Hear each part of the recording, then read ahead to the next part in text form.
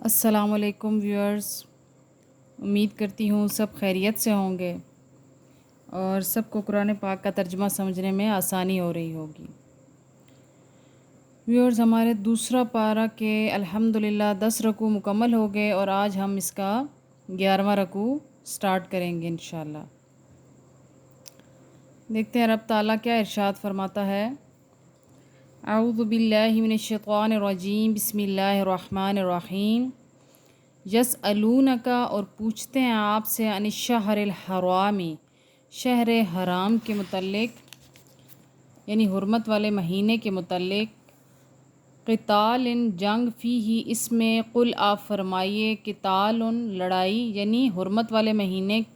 میں جنگ کے متعلق پوچھتے ہیں تو قل آپ فرمائیے، قتال لڑائی کرنا، فیہ اس میں، کبیر بڑا گناہ ہے، وصد اور روک دینا، ان سبیل اللہ اللہ تعالیٰ کی راہ سے، وکفر اور کفر بہی اس کے ساتھ، والمسجد الحرام اور مسجد حرام سے، اخراج اور نکال دینا، اہل ہی اس میں بسنے والوں کو، منہ اس سے بھی، اکبر بڑا گناہ ہے، عند اللہ اللہ تعالیٰ کے ہاں، والفتنۃ اور فتنہ، اکبر بڑا گناہ، من القتل قتل سے، یعنی جنگ سے بھی بڑا گناہ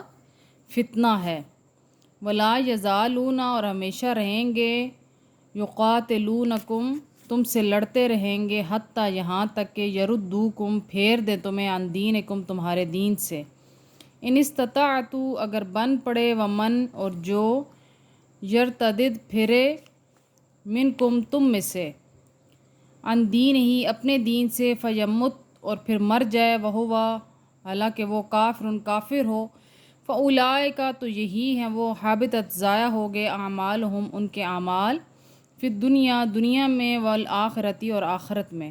اولئک یہی، اصحاب النار دوزخی ہیں، ہم فیہا خالدون اور اس میں ہمیشہ رہنے والے ہیں۔ تو ایک دفعہ حضور صلی اللہ علیہ وسلم نے ایک صحابی کو بھیجا کہ کافروں کی نقل و حرکت کے بارے میں معلوم کرو، تو وہاں ان کی کافروں کے ساتھ مٹ بھیڑ ہو گئی، جس میں کفار کا ایک آدمی قتل ہو گیا اور 3 انہوں نے ساز و سامان کے ساتھ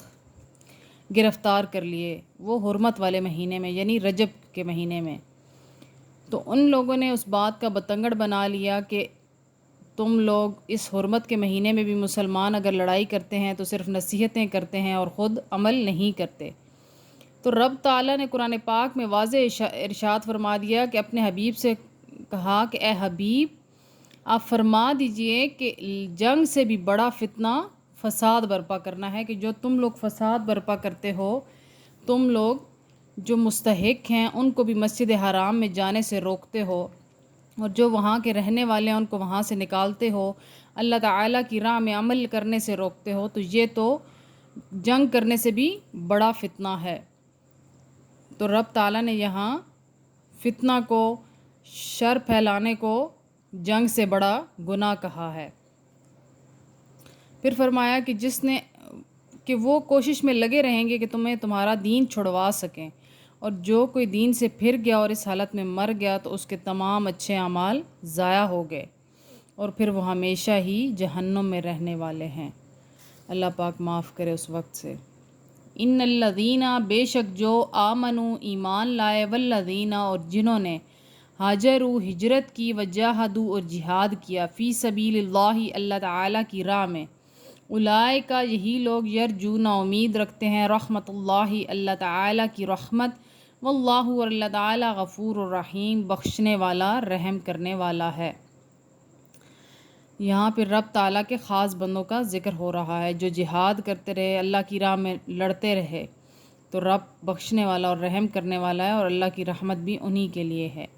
یسألونک، پوچھتے ہیں آپ سے، عن الخمری شراب کے متعلق، والمیسری اور جوا کے متعلق، قل آپ فرمائیے، فیہما ان دونوں میں، اثم گناہ، کبیر بڑا گناہ ہے، ومنافع اور کچھ فائدہ، للناس لوگوں کے لیے، واثمہما اور ان کا گناہ، اکبر بہت بڑا ہے۔ من سے نفعہما ان کے فائدے سے، یعنی اس میں کچھ نفع بھی ہے لیکن ان کے نفع سے بڑا گناہ یعنی نقصان ہے۔ وَيَسْأَلُونَكَ اور پوچھتے ہیں آپ سے، ماذا کیا، ينفقون خرچ کریں، کل آپ فرمائیے، العفو جو ضرورت سے زیادہ ہو، کذالک اسی طرح، یبین اللہ تعالیٰ کھول کر بیان کرتا ہے، لکم الآیاتی تمہارے لیے اپنے حکموں کو، لعلکم تاکہ تم تتفکرون غور کرو۔ حضرت عمر فاروق رضی اللہ تعالیٰ عنہ اور ایک اور صحابی نے جب آپ صلی اللہ علیہ وسلم سے شراب کے متعلق پوچھا تو آپ صلی اللہ علیہ وسلم نے فرمایا یہ عقل کو کم کرتی ہے اور مال کو ضائع کرتی ہے۔ پھر ایک دفعہ صحابہ، جب اس دور میں کچھ صحابہ شراب پیتے بھی تھے تو ایک محفل میں شراب پی جا رہی تھی، اس کے بعد مغرب کی اذان کا وقت ہو گیا تو شراب کی حالت میں ہی ایک صحابی نے نماز با جماعت ادا کروائی، تو انہوں نے جب قل یا ایھا الکافرون والی صورت پڑھی تو اس میں بجائے اس کے لا اعبد ما تعبدون، یعنی میں اس کی عبادت نہیں کرتا جن بتوں کی تم عبادت کرتے ہو، پڑھنے کی بجائے اعبد ما تعبدون پڑھ دیا، یعنی میں اس کی عبادت کرتا ہوں جن کی تم عبادت کرتے ہو۔ تو اس غلطی کے بعد حکم آیا کہ نماز کے بعد، نماز کے ٹائم شراب کے قریب بھی نہ جاؤ۔ پھر یہاں فائدہ کا کیا مراد ہے کہ شراب یہ ہے کہ ذہنی ٹینشنوں کو بھلاتی ہے اور جوا آسانی سے مال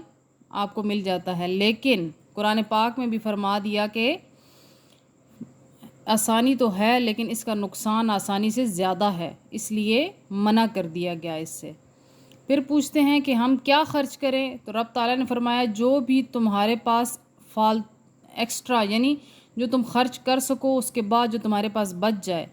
وہ سارا تم اللہ کی راہ میں خرچ کر دو۔ آگے رب تعالیٰ کیا فرماتا ہے، فی الدنیا، دنیا میں، والآخرتی اور آخرت میں، یسألونک اور پوچھتے ہیں آپ سے، عن الیتامی یتیموں کے بارے میں، قل فرمائیے، اصلاح بھلائی ہے، لہم ان کی، خیر بہتر ہے، وان اور اگر، تو خالطوہم تم انہیں ساتھ ملا لو، فاخوانکم اور تمہارے بھائی، واللہ اللہ تعالی یعلم خوب جانتا ہے، المفسدہ بگاڑنے والے، من المصلحی سنوارنے والے سے، ولو اور اگر، شاء اللہ چاہتا اللہ تعالی، لأعنتکم تو مشکل میں ڈال دیتا تمہیں، ان اللہ بے شک اللہ تعالی، عزیز بڑی قوت والا، حکیم حکمت والا ہے۔ ولا تنکحوا اور نکاح نہ کرو، المشرکاتی مشرک عورتوں سے، حتیٰ یہاں تک کہ یؤمنا وہ ایمان لے آئیں، ولا آمتن اور بے شک لونڈی، مومنتن مسلمان، خیر بہتر ہے، من مشرکتی مشرک عورت سے، ولو اگرچہ اعجبتکم وہ پسند آئے تمہیں، ولا تنکحوا تم نکاح نہ کر دیا کرو، المشرکین مشرکوں سے، حتیٰ یہاں تک کہ یؤمنو وہ ایمان لائیں، ولعبد اور بے شک غلام، مومن غلام، خیر بہتر ہے، من مشرکی مشرک سے، ولو اگرچہ اعجبکم وہ پسند آئے تمہیں، اولئک وہ، یدعون بلاتے ہیں، الی النار دوزخ کی طرف، واللہ اللہ تعالی یدعو بلاتا ہے، الی الجنت جنت کی طرف، والمغفرت اور مغفرت کی طرف، باذنہ ہی اپنی توفیق سے، یبین اور کھول کر بیان کرتا ہے، آیات ہی اپنے حکم، للناس لوگوں کے لیے، لعلہم تاکہ وہ، یتذکرون نصیحت حاصل کریں۔ تو اس میں رب تعالیٰ نے کیا فرمایا کہ وہ یتیم کے متعلق سوال کرتے ہیں، تو اللہ پاک نے، اس زمانے میں لوگ یتیموں کے مال کو ہڑپ کرنے کے چکر میں رہتے تھے، ان کو ساتھ ملاتے اور ان کے مال کو مکس کر کے اپنے پلے میں ڈال لیتے، لیکن کچھ اس میں ایسے بھی تھے جو یتیموں کے مال کو کاروبار میں ڈالتے اور ان کا منافع یتیموں کو پورا پورا دیتے۔ تو رب تعالیٰ نے حکم دیا، ایسے لوگوں کو حکم دیا جو دھوکہ دینے والے تھے کہ یتیموں کے مال کے قریب تک نہ جاؤ۔ پھر رب تعالیٰ نے آگے حکم دیا کہ مشرک عورتوں کے ساتھ یا مشرک مردوں کے ساتھ نکاح نہیں کرنا، چاہے وہ جتنے مالدار، جتنے خوبصورت ہوں، تمہیں جتنے پسند ہوں، اس کے باوجود مالدار عورت، خوبصورت عورت سے بہتر ہے کہ ایک مومن لونڈی سے شادی کر لو۔ اسی طرح مالدار اور خوبصورت مرد سے بہتر ہے کہ تم ایک مومن غلام سے شادی کر لو، لیکن مشرکین سے شادی کرنے سے صاف منع کر دیا گیا۔ اور رب تعالیٰ نے فرمایا کہ وہ تمہیں جہنم کی طرف بلاتے ہیں، کیونکہ جب میاں بیوی دونوں کا آپس کا مذہب ہی الگ ہوگا تو وہ کس طرح ساتھ زندگی گزار سکتے ہیں؟ کہیں نہ کہیں تو ان کے اختلاف میں ان کا گھر خراب ہو جائے گا۔ رب تعالیٰ فرماتا ہے کہ وہ جہنم کی طرف بلاتے ہیں، لیکن رب تمہیں جنت کی طرف بلاتا ہے، مغفرت کی طرف بلاتا ہے، اور اپنی توفیق یعنی اپنے خود رب تعالیٰ تمہارے لیے اپنے حکم تمہیں کھول کھول کر بیان کرتا ہے تاکہ تم نصیحت حاصل کر سکو۔ تو قربان جائیں رب تعالیٰ کے انداز بیان پر، رب تعالیٰ کی محبت پر اپنے بندے کے ساتھ، کہ رب نے کس طرح ایک ایک سیڑھی کی طرح ایک ایک مسئلے کو حل کیا ہماری زندگی کے، کس طرح ہر مسئلے میں ہر قدم پر ہماری رہنمائی کی جا رہی ہے۔ لیکن ہمارے لیے سوچنے کا مقام ہے، ہمارے لیے سبق حاصل کرنے کا مقام ہے کہ کس طرح ہم اپنی زندگی کو قرآن پاک کے بتائے ہوئے اصولوں کے مطابق گزاریں تو کتنی آسانیاں ہیں ہمارے لیے، ہر قدم میں ہماری مدد کی جا رہی ہے۔ رب تعالیٰ ہمیں اسے صحیح معنوں میں قرآن پاک کو سمجھنے کی، اس پر عمل کرنے کی توفیق عطا فرمائے، اور ہماری زندگی کو اس کے بتائے ہوئے اصولوں کے مطابق ڈھالنے کی توفیق عطا فرمائے۔ وآخر دعوانا ان الحمد للہ رب العالمین۔